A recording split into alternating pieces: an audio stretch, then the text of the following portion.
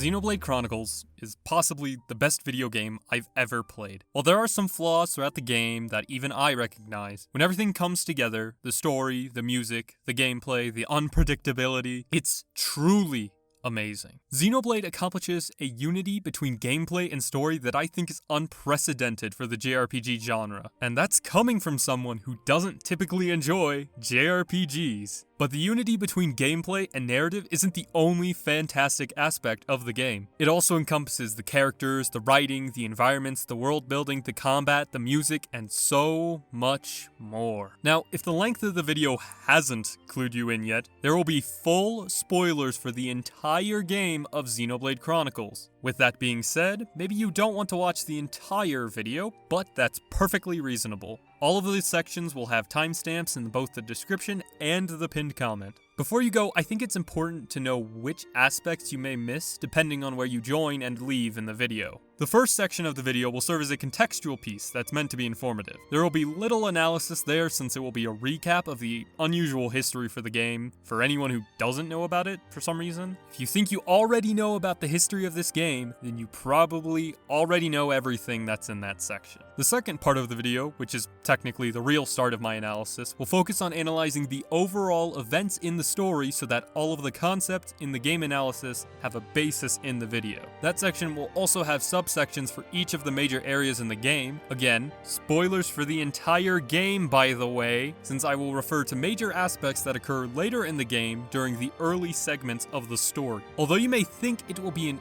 unnecessary plot summary, it will not be that. Though I will recap some events briefly to provide context for what I'm discussing, the section will include my commentary and opinions about the overarching story events. Specific aspects I'll talk about in that section include story pacing, foreshadowing, cutscene direction, some world building, and a little bit about character development when it's relevant, since there's going to be an entire section dedicated to each party member. I'll also interject some interesting details like the meanings of the kanji on the Monado, since I know some Japanese. Not a lot, mind you, but just enough either to identify the kanji or write the kanji and search for the definition online. Sometimes, if I'm feeling really stupid, I'll look up a kanji I already know and then get mad with myself when I figure out that I already knew it. Afterward, there will be a section discussing each party member. There will also be shorter but still relevant sections about characters who aren't in your party, but those sections will include major spoilers. So please only view the character sections if you've finished the entire game. Then, the majority of the remaining video will focus on gameplay, which includes sections like the questing system, map design, etc. It will mostly consist of me explaining the efficacy of these aspects in terms of how well they interconnect in the story and quality of said sections as well. And finally, the entire video will conclude with a synthesis of the aforementioned thematic elements, which means that this section will discuss the commentary of Xenoblade Chronicles. I do apologize if that entire explanation of just my video was boring. I do think it was necessary, however, since probably only a minority of strange, crazy people will be willing to sit down for an undesirable amount of time to just listen to me gush about Xenoblade. And, as always, please feel free to share your thoughts about the game in the comments down below. No matter how long the comment, I always try to respond to y'all as much as I can. It's honestly my favorite part of this, so please feel free to discuss any of your thoughts about the video, my voice, or the video game in the comments below. And with that long-winded introduction finished, it's time to begin a too long for its own good video analyzing why Xenoblade Chronicles is possibly my favorite video game ever.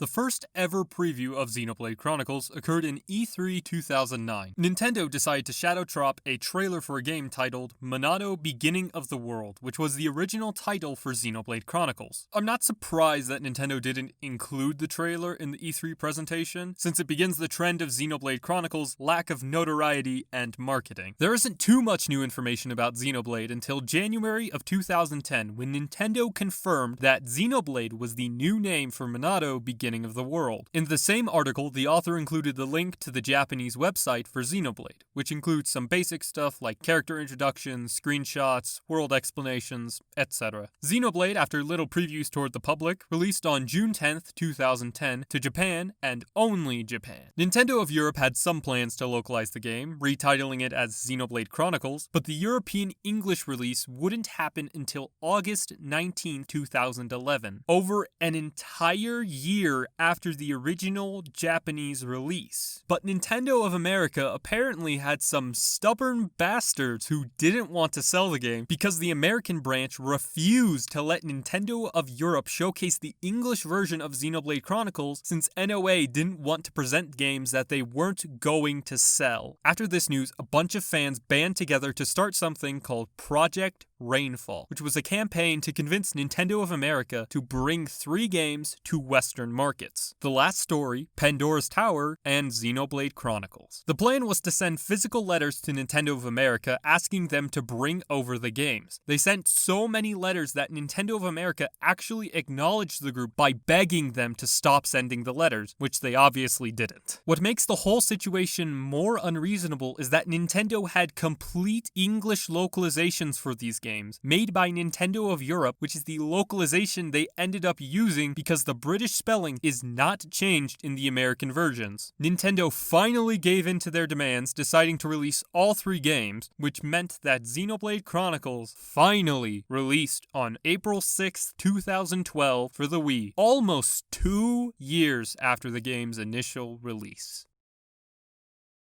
Yes, the title screen is beautiful. It's incredibly serene, but we need to move on because otherwise I talk about this title screen the whole damn video. So we start a new game and then we see the loading screen, which is the Monado with the kanji for read, Yomu, which is a cute little detail because the console is reading the disc, or cartridge I guess, depending on the version. It's nothing incredible, but I thought it was interesting since this was one of the many kanji that I searched despite already knowing it. The first shot is between 2 titans, the Bionis and Mechonis. It establishes a clear binary that's ever present throughout the story. Here, the binary is between biological life and mechanical life, but different types of binaries will crop up throughout the story. A disembodied voice, whom we'll know later as Shulk, provides narration to the battle between the Bionis and the Mechonis. The dialogue here is in the form of a fairy tale or legend, characterizing this story as a creation myth. However, the whole truth of this scene isn't fully revealed in what we, the audience, first see. The game later recontextualizes this moment, and that motif of half-truths will reappear more throughout the game and this video. For now, the prologue is a simple creation myth, providing some world building and explanation for the conflict. After Shulk's narration, the game cuts to a battle between humanoid creatures, called the Homs, and mechanical beasts, called the Mechon. The 2 are at war for an inexplicable reason. The camera here is well placed. It actually provides some creative shot composition in the form of this shot right here. The soldiers running away are juxtaposed by Dunban's sprint toward the Mechon, characterizing him as brave, reckless, and also skilled. It's a great instance of characterization because the game takes advantage of its medium to indirectly characterize someone, instead of directly stating something along the lines of, "Wow, that rather handsome fellow over there who is really skilled in combat and is also brave and sometimes a little reckless is called Dunban." The game instead implements a creative use of the camera in cutscenes to illustrate what took less than 4 seconds in the video compared to what would have taken about 10 seconds in dialogue form. Anyway, there's not many other small details here. The banter between Dixon, Dunban, and Mumcard does a fine job at characterizing the 3. Dunban is still reckless and brave, Dixon is reserved and snarky, and Mumcar is cowardly and selfish. The 3 all have distinct personalities and their speech patterns are all distinct to reflect this. The scene also, not so subtly, introduces new concepts like the Monado, which is supposedly the only weapon that can kill Mechon. This will become a bit more complicated in later segments of the game, but for now, the Monado is the only weapon capable of killing Mechon. There's an introduction to combat and the tutorials are serviceable. There isn't anything mind-blowing or subtly masterful here. They're simply tutorials with cute little graphics that convey the necessary information. It's not a bad tutorial message, but it's not amazing either. Anyway, some Mechon are killed, another cutscene plays, and Mumcar dies. Actually, Mumcar's fake-out death is a bit more interesting than that, because it actually seems like he dies. From just the start of the game, the Mechon are characterized as ruthless, so it's easy to assume that Mumcar dies here, and that's good. The game builds a false assumption that he dies because of previously established villain characterization, and then his reappearance later is a subversion of that. But it's not an unreasonable twist since there is never an explicit death scene here.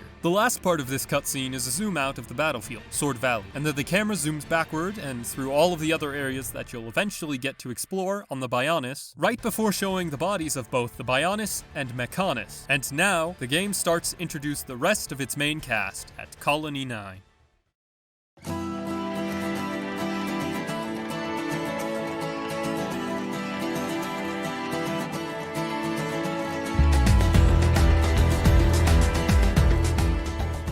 The cutscenes start off with the protagonist, Shulk, and the scene features the beautiful environments that the prologue promised from before. The scene also captures that serenity from the title screen with the dragonfly landing on the flower. It's still impressive to me that despite the lower than normal resolution for each release of the game, the environments are still so impressive. But anyway, the scene isn't too significant. It characterizes Shulk as an inventor, which actually comes up again in the plot, and also several side quests. Another aspect that Xenoblade continually does well. It always ensures that each aspect of the plot is relevant for later. What's even better is that the game often successfully creates misdirection for the audience to hide its most important twists, which is something you'll actually see later on in this section. Moving along, Rein's introduction occurs here, but the real characterization doesn't come in yet. Right to now, he's just a bulky meathead. But it's not terrible characterization since it's only a brief introduction. After the small tutorial fight, the small conversation provides more personality to Rein because he's so caring to Shulk here. It sets him up as the best friend character trope. But the game inherently having these tropes isn't bad. Since the game actually evolves on the concept, Rein being a trope isn't a bad thing, and that'll become more apparent as the game continues. There aren't too many notable moments until Shulk arrives at the military district, however, because this marks Vangar's appearance. Though he's mostly a comedic character, he has a lot of strong characterization in the scene as the abrasive leader of the defense force. It actually brings me to something I want to praise about the game that would probably seem like a critique to a lot of other people. I like the automatic animations in Xenoblade Chronicles. Though there are a limited set of animations for all of the characters in these cutscenes, all of the animations are far more expressive than the automated animation in a lot of modern, story-focused games. Automated animation in cutscenes isn't really as dreadful of a concept as many might believe. Forcing developers to pour hours of animation into cutscenes that are ultimately dialogue-driven is frankly unreasonable, and automated animation provides a nice compromise between fluidity and development time, since automated cutscenes allow the developers to spend more time hand animating the cutscenes that need the handcrafted animation to have the best effect. But for me, the automated animation still needs to express the character's emotions well enough, otherwise the automated cutscenes become truly robotic instead of only made robotic. The games I find to have the worst automated cutscenes are open world games. The automated cutscenes here have absolutely no emotion. The most animation you'll get from these cutscenes is an arm moving up or down. While the benefit of skipping the dialogue if you've already read the whole line is helpful, alleviating some of the problem, the majority of the cutscenes would benefit from more animated animations. They don't have to be incredible or detailed at all, but as long as the animations express a specific emotion clearly and quickly, then the automated cutscenes become so much more tolerable. Thankfully, Xenoblade actually fixes the problems of automatically animated cutscenes, and it came out over 10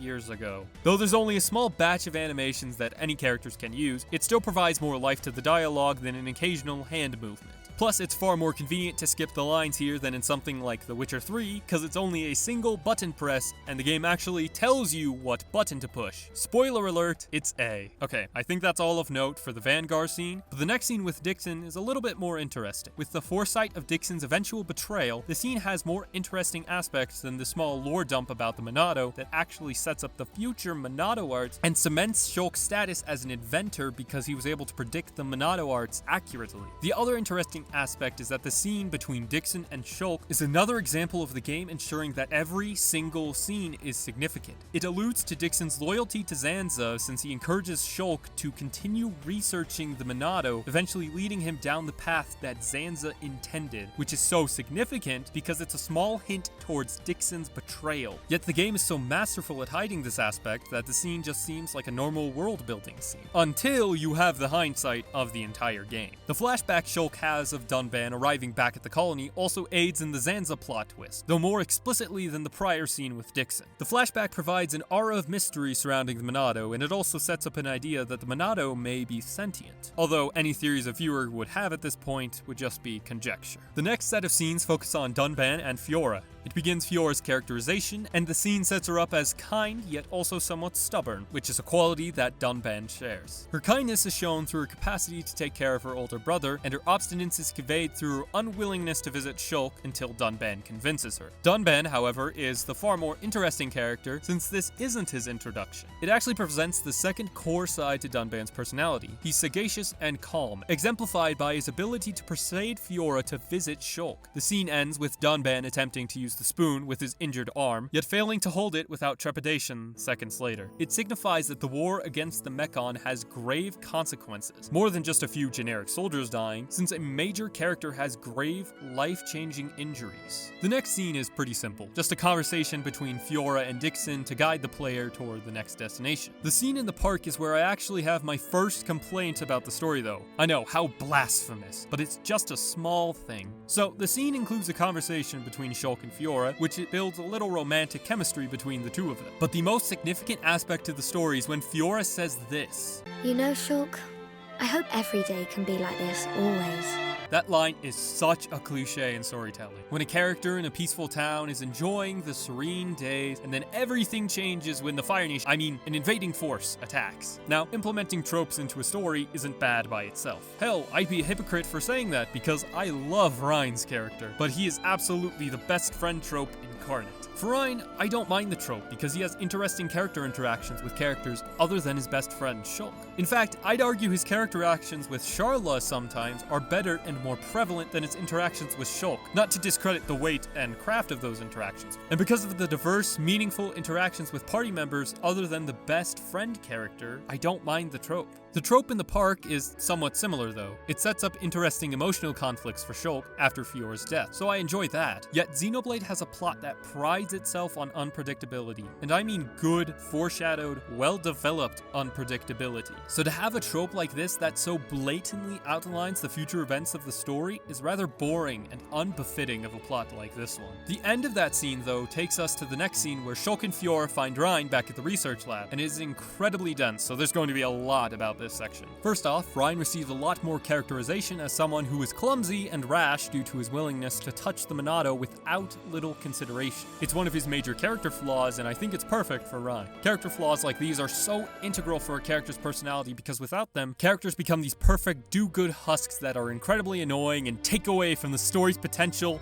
to develop them because they're already so gosh darn perfect. Anyway, after Rein flails around, the game introduces another significant aspect of the Monado. It can't cut people. Now, this point is very vague because when I first heard this, I thought, oh, that makes sense, because they're from the Bionis. Well, I was either wrong in my assumption, or the game is a little inconsistent in the rules on what the Monado can and cannot injure. I'm more likely to believe that it's just a mistake on my part, since the game never explicitly said what I thought, and Homs is the only species that the Monado can't explicitly cut through. Although, it is still somewhat odd that the Monado can't injure Homs, yet somehow it can kill other living organisms from the Bionis, like Crabbles, Brogs, and Caterpile. After that, Shulk bumps the Monado against the table, and he has a vision of everything to come in the game. The kanji that appears on the Monado is hata, which means machine. It's the same kanji used for the enchant art as well. Not only that, but it appears in the Mechonis' Japanese name, Kishin, literally translated as machine god. The aforementioned kanji, hata, is the most common symbol you'll see on the Monado. So if I don't point out the symbol in a cutscene, then it's either a symbol I've talked about before, or just this one yet again. Now, onto the actual visions. They were surprisingly cryptic on my first playthrough over 5 years ago, despite the fact that they revealed the existence of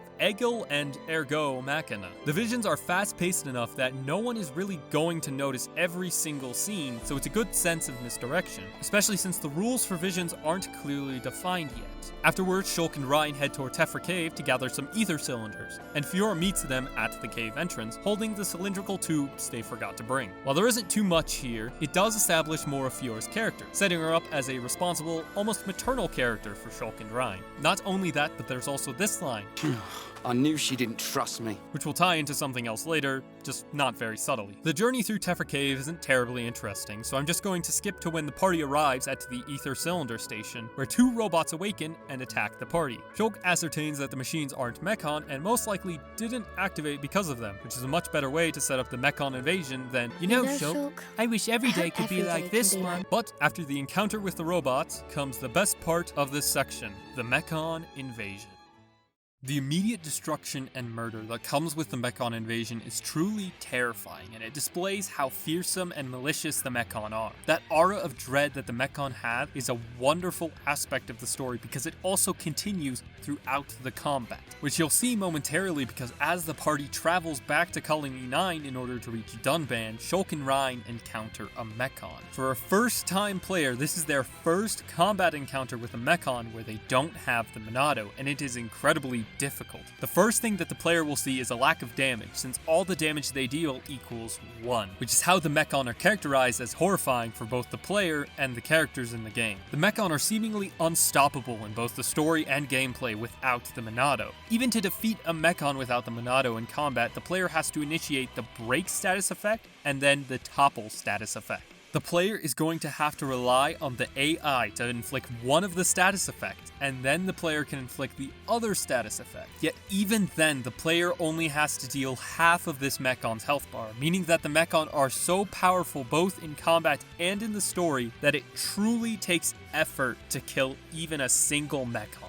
This unison between the character's emotions and the player's emotions is one of the most gripping aspects of Xenoblade storytelling. The game consistently links both its story concepts and gameplay concepts for a greater sense of immersion and unity between story and gameplay. That whole concept will come up later, but for now, let's get back to the story. So Fiora can't find Dunban, so Shulk figures out that they should head to the research lab to grab the Monado. After the cutscene, the game gives a tutorial that says, running away is a viable strategy. The tutorial message just furthers the fearful aura that the Mechon already have, since the game actively encourages running away. And if you decide not to run away, then you'll have the joy of slowly defeating each and every Mechon. But after that small little choice the player can make, the party witnesses the true introduction of Metalface. I know he was technically introduced when the Mechon started invading, but this scene is where he truly starts to exhibit his signature dread. Metalface lands on the ground, and the camera features an angled shot between the Colonel and Metalface, conveying Metalface as the more powerful, menacing figure since he is higher in the shot composition. For Metalface to intimidate the Colonel is impressive, since Colonel Vanguard is the most menacing, violent Homs we've seen so far. Aside from the more serious tone of the scene, however, I think it should be known that the Colonel is able to survive a Mechon slowly crushing him while simultaneously being flattened by the vehicle that Metalface throws at him, while also surviving the ensuing explosion from the vehicle crashing into the research lab's entrance. So really, for Metalface to be more menacing than the guy that survives an actual explosion, it's pretty damn scary. Consequently, from that wonderful scene, the party can no longer enter the research lab, so they quickly decide to use the ether cylinders from before to power a machine that can destroy the rubble, granting them access to the Monado. Honestly, the most impressive part of this scene is how the writers integrated the ether cylinders from before into the plot, despite their initial purpose becoming irrelevant because of the Mechon invasion. After that, though, the party is circled by Mechon as they try to run toward the residential district, where the machine they need is. Shulk and Rein tell Fiora to leave them and just sprint toward the residential district. She swiftly agrees, and then Rein has a callback to the beginning of Tephra Cave when he says, Looks like she trusts me after all.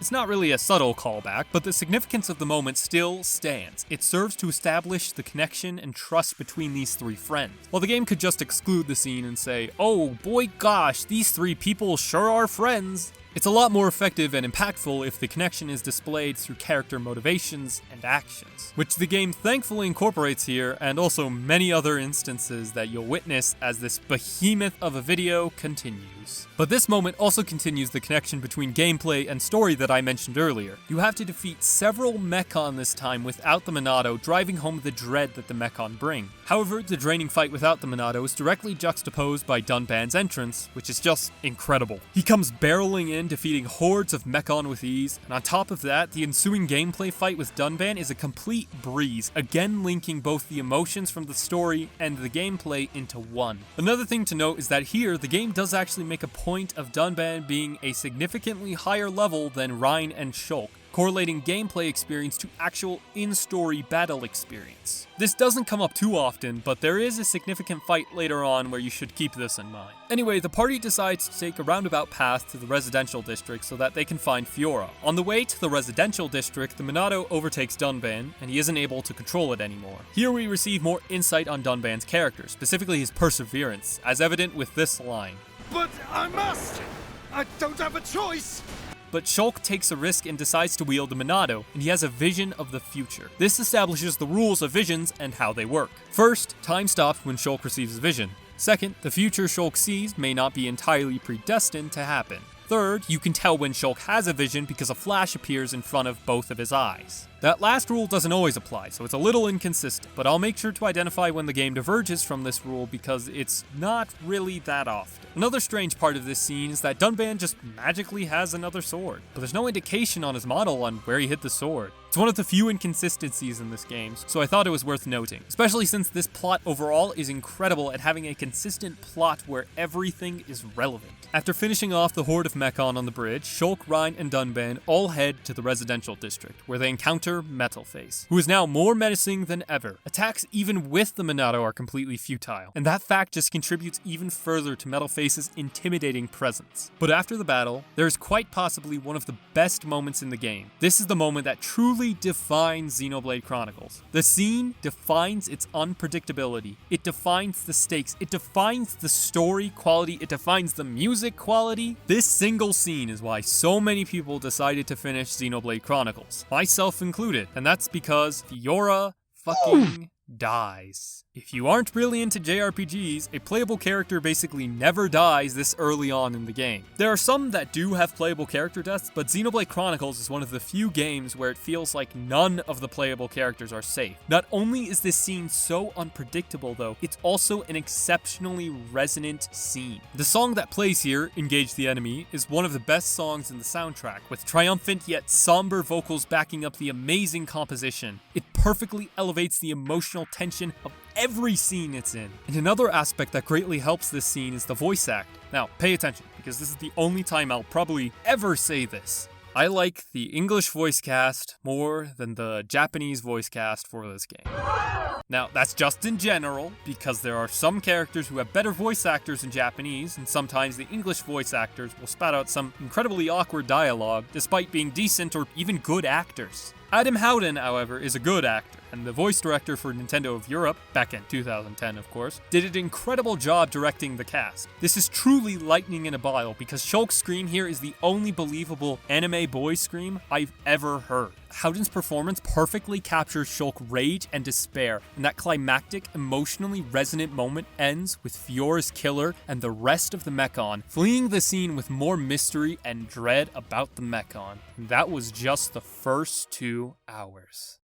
Well, the next day, Shulk and Reyn start talking to each other about Fiora and what they'll do next. While the scene does a great job of setting up the motivations for Shulk and Reyn, establishing that they both want revenge against the Mechon, the scene also has another great example of misdirection. Here, Shulk says, "In my head, there are 2 versions of me. One of them is saying that. It's telling me, listen to what Dunban said. What about the other one? It keeps shouting, make them pay.